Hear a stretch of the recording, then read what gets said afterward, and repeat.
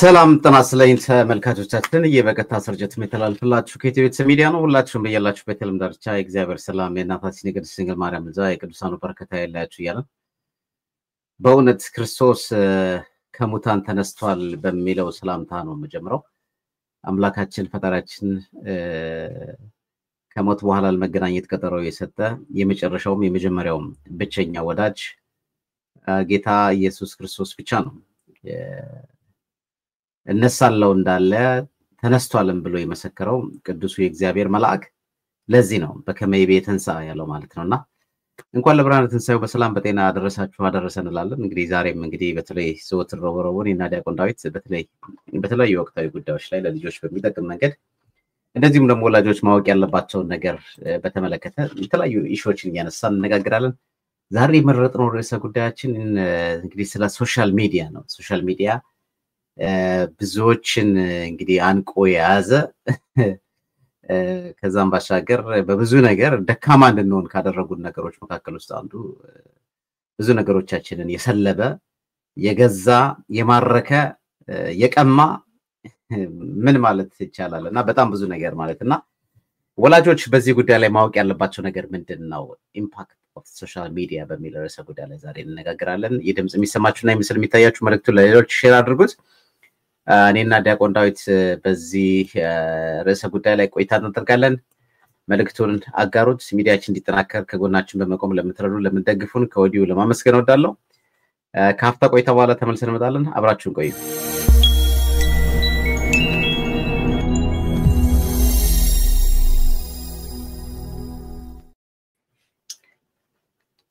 ሰላም ጤና ይስጥልኝ ዲያቆን ዳዊት እንዴት ነህ? ባክ እግዚአብሔር ይመስገን ሰላም ነኝ። ክርስቶስ ተነስቷል፣ በእውነት ተነስቷል። ሰላም ናችሁ አባቶች፣ እናቶች፣ ወንድሞች፣ እህቶች። እንግዲህ ሰላምታን ያቀርባለሁ። እንኳን ለዚህ ቀን አደረሰን ላለው ማለት ነው። ሰናይ እንግዲህ ዛሬ የምንነጋገረው እናንተንም ያራራቀ አንተና ሰናይንም ቲጂን ያራራቀ ሶሻል ሚዲያ የሚባል አንድ እንደው ምን አለ መሰለ የሚገርም አንዱ ሲናገር ድሮ ቴሌቪዥን ሲመጣ የኛ አረረ ይሄ በቃ 666 መንፈስ ነውና እረረረ ምናምን በቃ ሰው ሁሉ ቴሌቪዥን ላይ ተጠምዶ ምናምን ይላልና ያኔ ቴሌቪዥኑ ስትወጣ እንግዲህ ተሸክማ አትወጣም፣ ቤት ጥላ ነው የምትወጣው።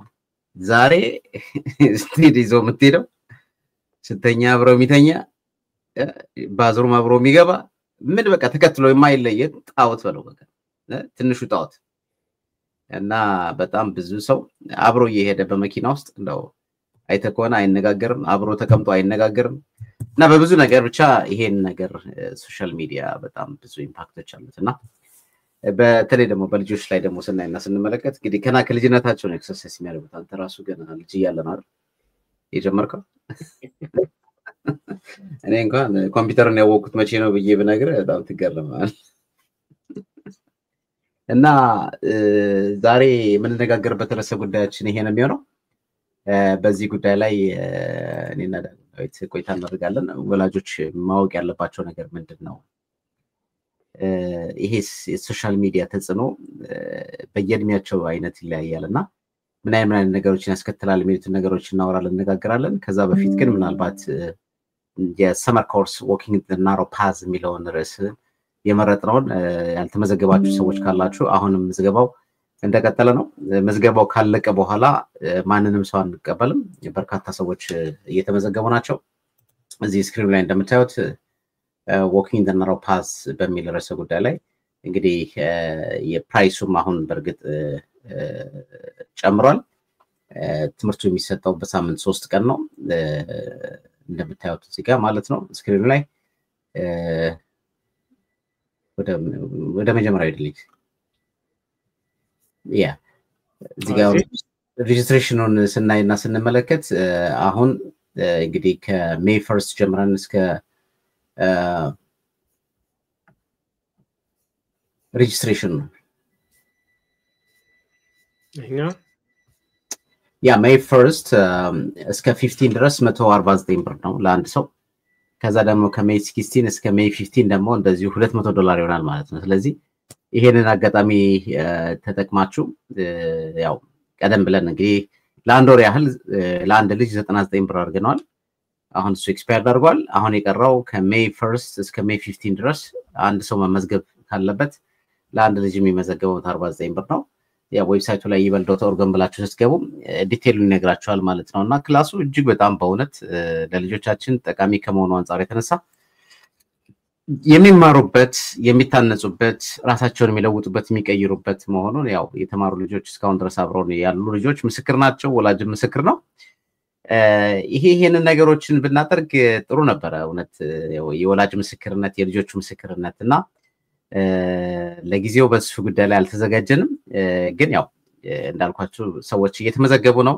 የሚያውቀው ማለት ሁሉም ሰው መቼስ የቀመሰውን ያየውን የተረዳውን ነገር ነው ትክክል ነው ብሎ አምኖ የሚመዘገበውና አሁንም በዚህ ጉዳይ ላይ እንግዲህ ከዚህ ከሮቡ ውጪ ባሻገር ለነሱ ዳይሬክት የምናገኛቸው በእንግሊዘኛ ቋንቋ ነው የምናስተምራቸው ትምህርቱ የሚሰጠው።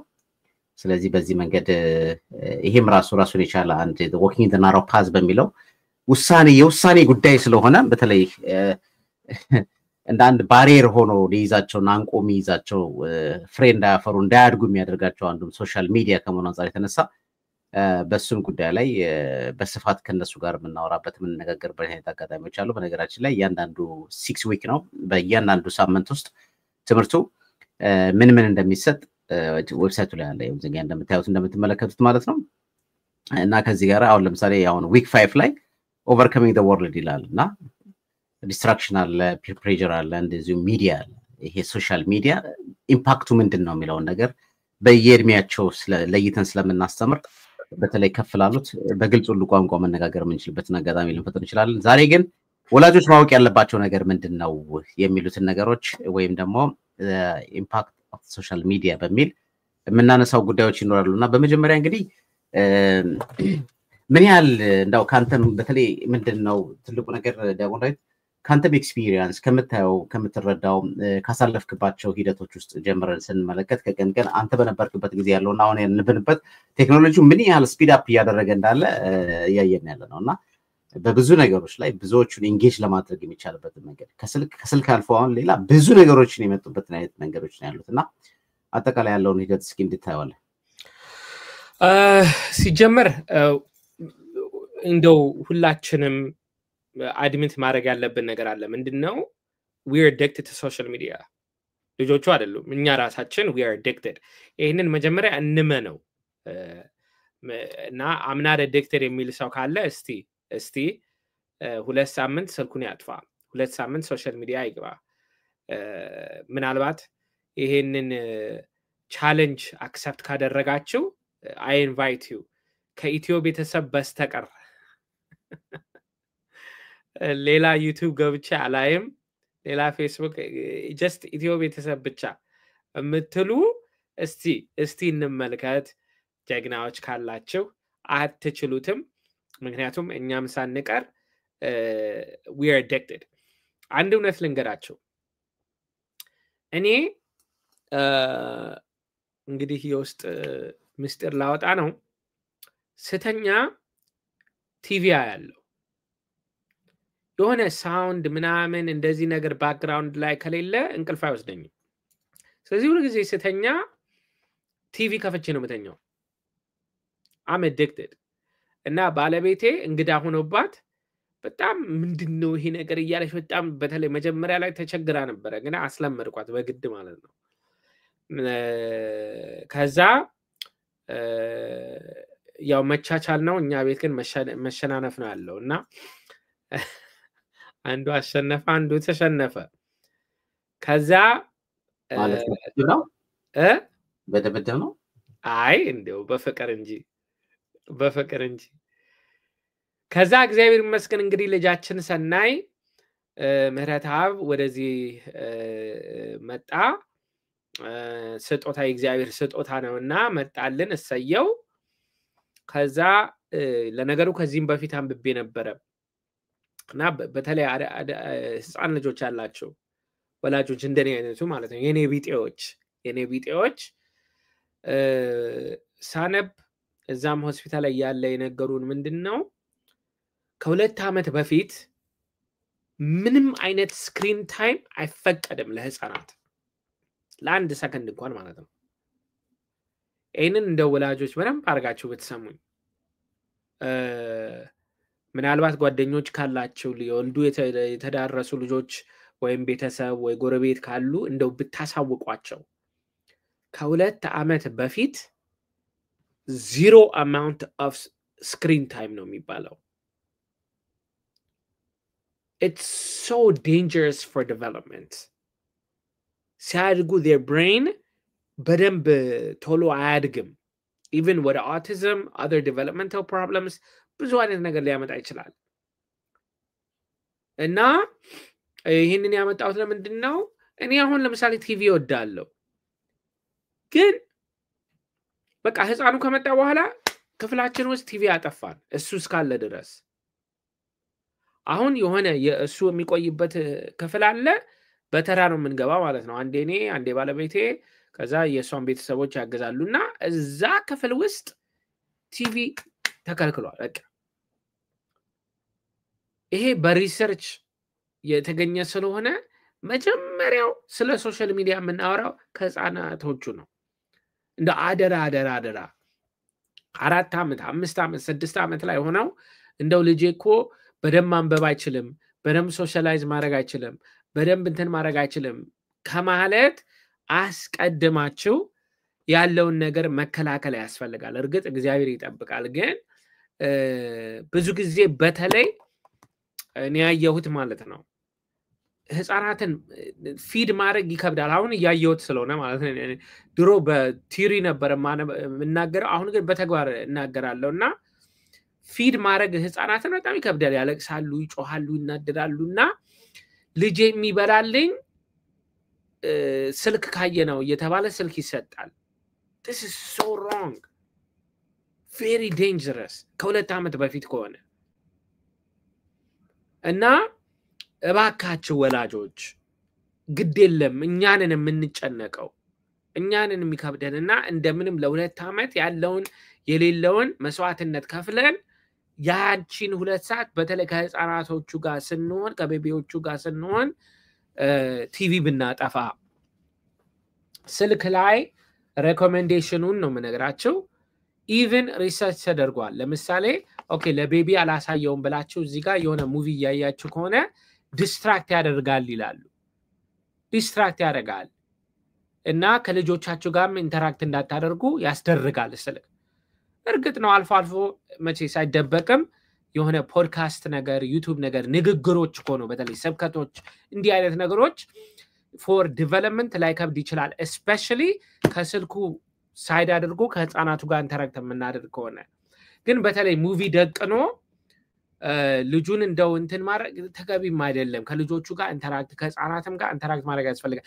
በተለይ ይሄ አባቶች ላይ እኔ አባት ስለሆንኩ ነው ማለት አሁን ባለቤቴ ናቹራሊ ከህፃን ጋር ያው ኢንተራክት ማድረግ ተወዳለች ምና እኔ ግን ስቲል እየለመድኩ ነው፣ አዲስ ነው ለኔ እና በተለይ ስልክ ካለ ሳላቀው 5 ሰዓት ስልኬ ላይ አጥፍቼ አንድ ነገር ከህፃኑ ጋር ልጫወት ይችላል አላነ ገና ህፃን ነው ብዬ ስለማስብ ማለት ነውና ይሄ ግን ሪሰርች ሳደርግ ያው ለማንበብ ምናምን ስለምሞክር ጥሩ አይደለም ይላሉና እንደው ብንታረም ቢያንስ ግን ስልክ እየሰጠን እንደው ቲቪ ወይ ምናምን ባናሳያቸው። ስለዚህ ሶሻል ሚዲያ መጀመሪያው ነጥብ የሚነሳው ህፃናቱ ላይ ነው። ህፃናቱን በምንም አይነት ታምር ስልክ ቲቪ እንዲተኙ ዲስትራክሽን እያለን ከ2 ዓመት በፊት አይፈቀድም፣ አይቻልም። እባካችሁ ስለ ልጆቻችሁ ብላችሁ እንደምታደርጉ ካላችሁ አቁሙ፣ ሌሎቹንም አሳውቁ። እዚህ ላይ የምትጨምረው ነገር ካለ ቀሲስ? ያ እኔ ምንድነው እንግዲህ ምናልባት አንተ እንግዲህ 2 ዓመት በታች ብላልና በጣም ብዙ ጊዜ ቤተክርስቲያን ነው እኔ አሁን የቤተክርስቲያኑን ነገር ነው ማለት ቤተክርስቲያን ልጆች በሚመጡበት ሰዓት ላይ ለልጆች ተብሎ የሚገዙ ፎን ይኖር ይችላል፣ አይፓድ ሊሆን ይችላል፣ ሌሎች ነገሮች ሊኖር ይችላሉና ልጁ ሲያለቅስ ማባበያው ከፓሲፋየር ወይም ከጡት ወይም ደግሞ ወተት ከመስጠት ይልቅ ፎን ነው። አንዳንዶች ደግሞ ልክ እንደ ሆቢ እዚህ ሀገር ላይ ለምሳሌ ምግብ ሲበሉ ፎንን ይዘው ነው የሚበሉት። እያየ ይበላል ማለት ነው። እና ይሄ በጣም በጣም በጣም ባድ ሃቢት ነው እውነት በጣም መጥፎ ምክንያቱም እንደዚህ ካደጉ እኔ አሁን ለምሳሌ የኔ ልጅን ወንዱም ብነግርህ ለምሳሌ የሆነ ጌም እየተጫወተ ካለ ስታፕ ስለው ወይ ይርበዋል ወይ ሽንቱን ወጥሮታል ይሸናል ወይም ደግሞ የፈለገውን ነገር ጥያቄ ያቀርባል ማለት ነው ስታፕ ስለተባለ ስታፕ ባትለው ግን አይርበውም ሽንቱን ቢወጥሮ አይሸናም እና ጤና ላይ ራሱ ምን ሊያስከትል እንደሚችል ነው ማሰብ ያለበትና እንደዚህ አይነት ነገሮች ያደጉ ሲመጡ የለመዱት ነው የሚመጡት ማለት ነውና ከዚህ አንፃር ያልከው ነገር ትክክልም ተገቢም ነው ብዬ ነው ማስበው እንግዲህ የመጀመሪያውን ኤጅ ግሩፕ ካየን ከህፃናቱ ጀምረን ማለት ነው የመጀመሪያውን ካየን ወደ ሁለተኛው ግሩፕ ስንሄድ ሁለተኛው ግሩፕ እንግዲህ ምናልባት ከ8 ዓመት 9 ዓመት እስከ 15 16 ዓመት ያሉትን ግሩፖች እንመልከትና እዚህ ግሩፕ ላይ ሶሻል ሚዲያ ምናልባት ፈን ይሆናል ብዙ እንግዲህ መቼስ ለዘላለም መከልከል አይቻልም ተብሎ ለልጆቻቸው ሊሰጥ ይችላል እና በአግባቡ ከተወሰነ እድሜ በተለይ በኋላ በአግባቡ እስከሆነ ድረስ ላይጎዳ ይችላል እርግጥ ነው ላይጎዳ ይችላል ግን የሚያዩት ነገር በጣም መመልከትና ሰንሰር መደረግ አለበት ከዚህ በፊት ብዙ አቅርበናል አፖች አሉ ወላጆች ልጆቻቸው የሚያዩትን ነገሮች እናንተ ማየት የምትችሉበት ሲቹዌሽንስ አሉ you have to ዝም ብሎ የኔ ልጅ ስልክ የለውም ይላል አሁን ብዙ ወላጅ የኔ ልጅ ስልክ የለውም ይላል ግን የራሱን ስልክ ይሰጣል ማለት ነው እንዲጫወትበት he has no clue what he's doing on his phone 1 hour is enough እኮ ለልጁ 1 hour is enough የሆነ ነገር አይቶ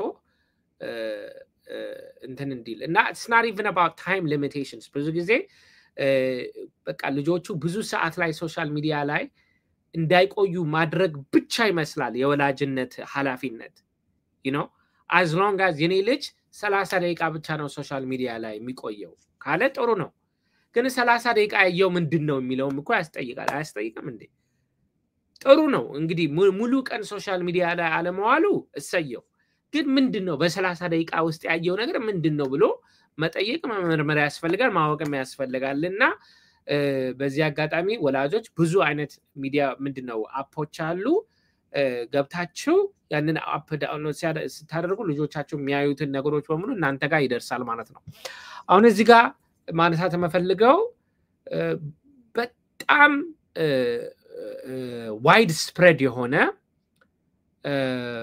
በልጆች የሚታወቅ በወላጆች የማይታወቅ ሶሻል ሚዲያ ላይ ቻሌንጅ የሚባል ነገር አለ ቻሌንጅ እየተባለ የተለያዩ ቻሌንጆች አሉ እና አብዛኛው ጊዜ ሁሉ ጊዜ አይደለም ግን አብዛኛው ጊዜ እነዚህ ቻሌንጆች ለህይወት የሚያሰጉ ዴንጀረስ የሆኑ ቻሌንጆች ናቸው ዛሬ የነሳህ ቀን ነው እኔ ያደረኩትን ቻሌንጅ ልንገራችሁ ልጅ እያለው ማለት ነው ይሄ እንኳን ከሶሻል ሚዲያ በፊት ነው ግን እዛው ትምህርት ቤት ይደረግ ነበርና እኔም ፓርቲሲፔት ያደረኩት እና ምን ይደረጋል እንዲህ አንድ ሰው ጎንበስ ሲልና 15 ጊዜ ይተነፍሳል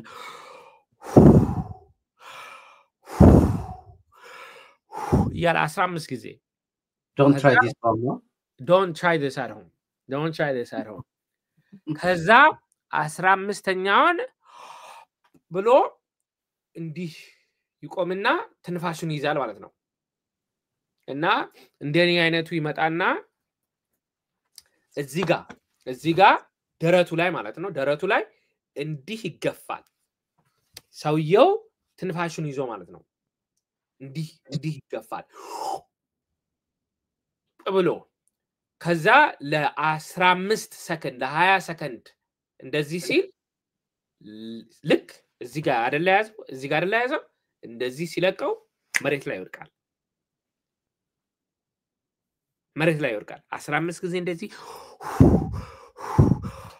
ይልና ከዛ 15ኛውን ይይዛል ትንፋሹን ይዝና ሲል ከዛ በኋላ እዚህ ጋር ይመጣና በቃ ፕሬስ ያደርገዋል በኃይል ይገፋዋል እኔም ስላደረኩት ነው የምነግራቸው ገፊው ማን ነው በዛው ሌላ ሰው ይኖራል ሌላ ሁለተኛ ሰው ይኖራል ከዛ በኋላ ሲባል ከዛ ልክ ሲገፋ ወደ 15 seconds ምናምን ይወድቃል ለኛ ጌም ነው አሁን ቻሌንጅ ሆኗል አሁን ሶሻል ሚዲያ ላይ ስለገባ እስቲ ይሄንን ማድረግ የሚቻል እየተባለ ሁሉም ሰው ተርን እየወሰደ ያደርገዋል አንድ ጊዜ ላይብረሪ ውስጥ ጓደኞቻችን ኖረን ላሳያችሁ ምናምን አልኩና እንዲህ ያደረኩ እያንዳንዱን እየጣልኩ ሲሄድ አንዱ መጣና do you recognize what you're doing አለኝ oh fun ነው ምናምን አልኩት you're cutting off oxygen to the brain that's what you're doing you're cutting off circulation to the brain can you imagine ሰው እኮ ይሞታል እንደዚህ እግዚአብሔር ጠብቆ ስንት ሰው ሞታል በኋላ ሪሰርች አረግ ስንት ሰው ሞታል በዚህ ጌም እየመሰለው አሁን ሶሻል ሚዲያ ቻሌንጅ እየተባለ እስቲ ይሄንን ማድረግ የሚችል እየተባለ ፖስት ይደራረጋል ምክንያቱም ላይክ ያገኛል አንዱ ሲጥለው ልክ ሲወርቅ ይስቃል ጌም ነው ለነሱ ከዛ ልክ እንትን ሲነሳ what happened ምናምን ሲል ልጆቹ ይስቃሉ ጌም እየመሰላቸው አንድ ጊዜ ቤተክርስቲያን ሆነው ቤተክርስቲያን አርገዋለሁ እንደዚህ ስናረግ ልጁ አመለጠኝ ልክ ልይዘው ስል ሄድና ጭንቅላቱን ከግድግዳ ጋር ይኸው ስንት ነገር ሊሆን እንደሚችል በዛ እድሜ የምናደርገውን አናቅም እግዚአብሔር ጠብቆን ነው እውነት እስካሁን ድረስ እኔ ያደረኩትን ነው የምላቸው እኔ ራሴ የተሳተፍኩበት ያደረኩትን ነው የምነግራቸው አሁን ግን የተለየው ምንድነው በሶሻል ሚዲያ ላይ ስለሆነ ተስፋፍቷል ያኔ ጥቂት ልጆች ነበር የሚያረጉት የሆነ አንድ ሰፈር የተጀመረ ነገር ነበር እንደዚህ ነበር አሁን ግን የገረመኝ በየቦታው ተስፋፍቶ በሶሻል ሚዲያ ላይ እስቲ አሁን ደግሞ ማን ነው የሚሞክረው እስቲ አንተ ሞክሩ ይባባላሉ ስለዚህ ወላጆች 10 ደቂቃ ነው ለልጄ ስልኬን የምሰጠው ብትሉ በ10 ደቂቃ ይሄንን ቻሌንጅ ካደረገ በማግስቱ ገብቶ ይሄንን ሊሞክረው ነው ማለት ነው Can you imagine you're cutting off circulation to your brain? Brain dead ማለት ይሄ ነው ኦኬ ከዚህ ሌላ እኔ የገረመኝ ይሄ ካደኩ በኋላ አልደረስኩበትም እሳት ራስህን በጋዞሊን አድርግና እሳት ለኩስ ራስህን how long can you last actually Google YouTube አድርጉት the fire challenge ያላችሁ ግቡና ተመልከቱ the fire challenge የሶሻል ሚዲያ ዋናው እንትኑ ጎሉ ልጆች ሶሻል ሚዲያ ታይሙን ማሳነስ ብቻ አይደለም እሱ yes it's the major issue ከዚህም ያለፈው ግን የሚያዩት ምንድነው ብሎ መመርመር ማወቅ መረዳት ያስፈልጋል ልጆቻቸው የሚያዩትን ሶሻል ሚዲያ ሊያሳዩዋችሁ ካልፈለጉ የደበቁት ነገር አለ ማለት ነው By the way, if you guys are strict, very strict parents, ደግሞ ሁሉ ጊዜ የሆነ ባላንስ ያስፈልጋል የሚል ፊሎሶፊ አለኝ በጣም ስትሪክት የሆኑ አሉ ለምሳሌ ሃይ ስኩል እያሉ 12th grade እያሉ ልጄ ምንም ሶሻል ሚዲያ የለም የሚሉ ወላጆች አሉ I guarantee you ሁለተኛ ስልክ አለው I guarantee you ተደብቆ ትምህርት ቤት አንድ ሰው ስልክ ገዝቶለት የሚጠቀምበት ስልክ አለው ከሌለው የጓደኛውን ስልክ እየተጠቀመ ነው የራሱ ሶሻል ሚዲያ አለው የራሱ ፔጅ አለው የራሱ ሁሉም ነገር አለው እናንተ ስለማታውቁ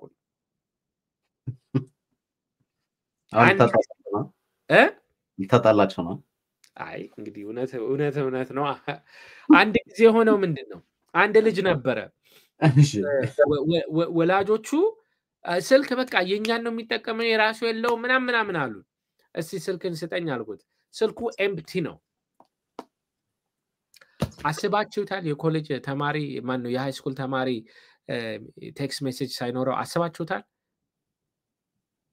ቴክስት ሜሴጅ የማያደርግ ሃይ ስኩል ተማሪ አለ ልጁ ብልጥ ነው ቴክስት ያደርግና ዲሊት ነው የሚያደርገው ቴክስት ያደርግና ዲሊት ነው የሚያደርገው ቴክስት ያደርግና ዲሊት ነው የሚያደርገው መጨረሻ ላይ he has several girlfriends, drug እየወሰደ ነው፣ ብዙ ነገር እያደረገ ነው። ፋክት። ወላጆቹ ግን የሚያዩት ምንድን ነው? ኤምቲ ፎን፣ ባዶ ነው። በቃ እንደው መነጋገሪያ ብቻ ነው የሰጠነው፣ ቴክስት ማያደርግም ይላሉ። ለምን? ሲያዩት ኤምቲ ነው። ካን ዩ ኢማጂን ሃይ ስኩል ተማሪ ቴክስት የማያደርግ ሃይ ስኩል ተማሪ ሪሊ? እና አሁን ይህንን የምልበት ምክንያት ምንድን ነው? ልጆቹ ላይ እንዳልከው ጦርነት ምናምን ለማስነሳት ሳይሆን ግን መከላከል ያስፈልጋል። ያ ማለት የግድ ማወቅም አለባቸው፣ ማወቅም ያስፈልጋል። ሁለተኛ ነገር pick your battles. Like if your kids are playing video games, yeah, sure they should cut back. Yeah, sure they should focus on school. Then more demo focus ማድረግ የሚያስፈልገው what are they watching, you know? If you know that your kids are playing video games, sure, እንደ ወላጅ መቼ ዝም ብላችሁ ግሬዳቸው ፎል ሲያደርግ ምናምን ዝም በሉ ማለት ይከብዳል። ግን ልጅም ልጅ ነውና መጫወትም አለበት። ልጆች እንደ ልጆች ሆነው ማደግ አለባቸው። አንዳንድ ጊዜ በጣም ኤክስትሪም መሆን ጥሩ አይደለም ለማለት ፈልጌ ነው። ግን የሚያዩት ነገርም ሰንሰር መደረግ አለበት ነው። ዝም ብሎ ሰዓቱን ብቻ ሪዲዩስ ማድረግ አይደለም። ባይ ዘ ዌይ ቪዲዮ ጌም አሁን ይሄ ለኔ አዲስ ነው፣ ግን ቪዲዮ ጌም ላይ የሆነ የሚሰካ ነገር አለ፣ የሚያወሩት ሰዎችም አሉ። who are these people really? እኔ ጥያቄ ይሄ ነው። who are the የሚታወቁ ልጆች ናቸው ወይ? አንዳንድ ጊዜ ምን ይደረጋል ኦንላይን ምን እንደሚጠይቅ ታውቃለህ? እኔ በስቴይቀው ልጄን ስለሰማሁት ነገር ወይ you live ይለዋል። የት ነው የምትኖረው ይላል። ሜሪላንድ። which city? which place? which ቦታ? ከዛ ደግሞ አካባቢ ምን አለ? oh my gosh ያታል እሷው የሚያወራው ራንደም የሆነ ልጅ ነው፣ ከልጅ ጋር የሚጫወተው ብሎ ነው የሚያስበው። እና ያው እንደ አይነት በተለይ ጌም ላይ ያሉ ልጆች በጣም ማለት መንገር ያስፈልጋል። ሲጀመር እኔ በተለይ ይሄ የጌሙ ጉዳይ የ10 ዓመት እና የ9 ዓመት ልጅ ያላቸው ልጆች የሚያዩት ጌም ለምሳሌ ስፓይደርማን ጌም ሊሆን ይችላል፣ ፎርትናይት ሊሆን ይችላል። ኤጅ ሪስትሪክሽን አለው። 14 ፕላስ 18 ፕላስ የሚላል ነው። 9 እና 10 ላይ ያለ ልጅ እነዚህ ነገሮች ገና ከወዲሁ ማየት ከቻለ በጣም ከባድ ነው። እኔ አሁን ከኔ ልጅ ጋራ ከሊያየል ይለኛል። እኔ ከሌን መሆን አልችልም። ከሌ የሚኖርበት የራሱ የሆነ ነገር ሊኖር ይችላል። እኔ ግን አየሁትኝ ለምን እንደሚከለክልም እዛ ጋር ዝርዝሩን ይነግራል። ኤጁ ሊሚቴሽኑ ለምን እንዳስፈልገው ማለት ነው። እና አንዳንድ ጊዜ ወላጆች በጣም ማወቅ ያለባቸውን ነገር ማወቅ መቻል አለባቸው ብዬ ነው የማስበው። ያለ ማወቃቸው ሁኔታ ለምሳሌ አሁን አንድ ልጅ ስልክ ስለሌለው ብቻ ከብዙ ነገር ለምሳሌ 4ኛ ክፍል 3ኛ ክፍል 5ኛ ክፍል ያሉ ልጆች ኤሌመንተሪ ስኩል ላይ ስልክ ያላቸው ሰዎች አሉ። እነዚህ ስልክ ያላቸው ሰዎች እኔ ልጄ ስልክ የለውም ብል ስልክ ካላቸው ጋር እኩል ነው የሚያወራው። በሪሰስ ታይም ላይ ሊሆን ይችላል፣ ከክላስ ታይም ላይ፣ በማንኛውም ውጭ ላይ። እና ይሄ ልጅ ስልክ ባይኖረውም እንዴት አድርጎ ዲግ ማድረግ እንደሚገባው ምን ሰርች ማድረግ እንዳለበት ነው። አሁን ልጄ ስልክ የለውም እኔ ስልክ አልሰጥም ለልጄ። ይሄ በጣም በእውነት የተሳሳተ አመለካከት ነው። እኔ አሁን አንዳንዴ የኔ ልጅ ምንም አያውቅም የሚሉ ሰዎች አሉ። እኔ እንዳፋቸው ያርግላቸው አላውቅም። ግን ልጆቻችን ትምህርት ቤት የሚሄዱት ትምህርት ብቻ ሊማሩ አይደለም። ልጆቻችን ትምህርት ቤት የሚማሩት በጣም ብዙ ነገር ነው የሚማሩት። በጣም ብዙ ነገር። አንዳንዴ ምናልባት I don't know you guys ምናልባት ወላጆች ምን ያህል ክሎዝ እንደሆኑ ባላቅም በጣም ክሎዝ ከሆኑ ሳያውቁት ልጆቻችሁ የሚያወጧቸው ወርዶችና ቋንቋዎች ሊያስደነግጥ ይችላል፣ ሊረብሽ ይችላል። ይሄንን ቋንቋና ወርድ የተማረው ያ ልጅ ከየትም አይደለም ከትምህርት ቤት ነው። ስለዚህ ትረስት ቢውልድ ማድረግ ብለን የምንለው ደጋግመን የምንላቸው ነገሮች የዋለበትን ሁኔታ ምን እንዳሳለፈ ከነማን ጋር እንደዋለ ምን የሚለውን ነገር ልጅ ለወላጁ የሚነግርበት ወላጁ ላይ ትረስት ቢውልድ ካደረገ ብቻ ነው። ከዛ ውጪ ግን አይናገርም አይጋገርም ልጃችን አያውቅም ነው የምንለው። ሲጀመር ያው እንዳለ በጣም ብዙ አበሻ ልጆች ከልጆቻችን ጋር ከምናሳልፈው ይልቅ ብዙዎቻችን በውጪ አንዳንድ ጊዜ 2 ቀን 3 ቀን ማናያቸው በጣም ብዙዎች ነን። By the way, there's a research done, I don't remember the exact age again. የሆነ ማርሽሜሎ ይሰጧቸውና እንደ ኩኪስ ነገር ይሄንን አትብላ እሺ አትብላ ምናምን ይሉና ከዛ በኋላ ይወጣሉ ኤክስፐሪመንት የሚያደርጉትና ያው ልጆቹ እንግዲህ መብላታቸው አይቀርም እና በልተውት ከዛ በኋላ ኩኪስ በላ እንዴ ምናምን ሲሉት አልበላሁም ይላል። እና ይሄ ሪሰርች የሚያሳየው ምንድነው ህፃናት መዋሸት የሚጀምሩት starting from age 5 or 6. It's very normal for kids to lie. So እኔ የሚገርመኝ ምንድነው ወላጆች አይ ልጅ አይዋሽም ሲሉ በጣም ይገርመኛል። like how do you know? እና ውሸትን የሚለምዱት ከ5 እና ከ6 ዓመት ጀምሮ ነው ለረሎን 14 15 16 ለማን ምን መቼ መናገር እንዳለበት አስቀድሞ ያውቃል። እና ይሄንን እንግዲህ ሁላችሁም እንድታስቡበት ነው። I think ይሄን ነገር እዚህ ጋር ንክተውና ምክንያቱም ሳይው ሰፊ ነው በጣም ርዕሱና ሳምንት እንቀጥለዋለን። በተለይ በእድሜያቸው ከፍ ያሉ ሰዎች ብዙዎቹ በተለያዩ ሴክሹዋል ኮንተንት ውስጥ እንዴት አዲክትድ እንደሚሆኑ የሚያሳይበትን ከዛም በኋላም እንደገና ደግሞ ለምሳሌ ቤት ውስጥ ሆነው ከስልካቸው ጋራ በጣም ሰክሬት የሚሆኑ ልጆች አሉ። ለምሳሌ መኝታ ቤት ይገባሉ፣ ባዝሩም ይዘውት ይገባሉ፣ መኝታ ቤት ይዘውት ይገባሉ፣ ሲታጠቡ ይዘውት ይገባሉ፣ በብዙ ነገር ብቻ ማለት ነውና በእነዚህ ዙሪያዎች ላይ የተለያዩ ደግሞ እነዚህን መረጃዎችንና ሐሳቦችን ሰብስበን እንዲሁም ደግሞ የወላጆችንም ሐሳብና አስተያየትን ይዘን ሳምንት በእንቀጥለው ምን ይመስላል? አዎ መልካም ሐሳብ ምንድነው? አሁን 30 ደቂቃ አለፈና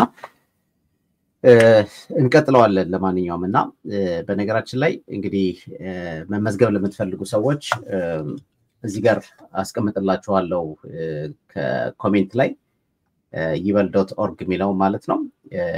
walking the narrow path በጠባቡ መንገድ ማለፍ የኛ ልጆች በጣም በቃ የሚፈትናቸው ነገር ነው። ለምንድነው ቤተክርስቲያን የሚሄደው? ለምንድነው የምጾመው? ለምንድነው እንደዚህ ማድረገው? የሚሉ የተለያዩ ጥያቄዎች why I'm going to go church የሚሉ በጣም ጥያቄዎች አሉና ይሄ የውሳኔ ጉዳይ ነው እና በጠባቡ መንገድ ማለፍ ቻሌንጅ የሚሆንባቸው ለምንድነው? why በዚህ ህይወት ውስጥ በሚያልፉበት ሰዓት ላይ የሚያጋጥማቸው ኢንተራክሽን ምንድነው? ያጋጥማቸውንስ ነገር እንዴት አድርገው ነው ሬዚስት ማድረግ የሚችሉት? የሚሉትን በርካታ ነጥቦችን አንስተን የምንማማርበት ነው።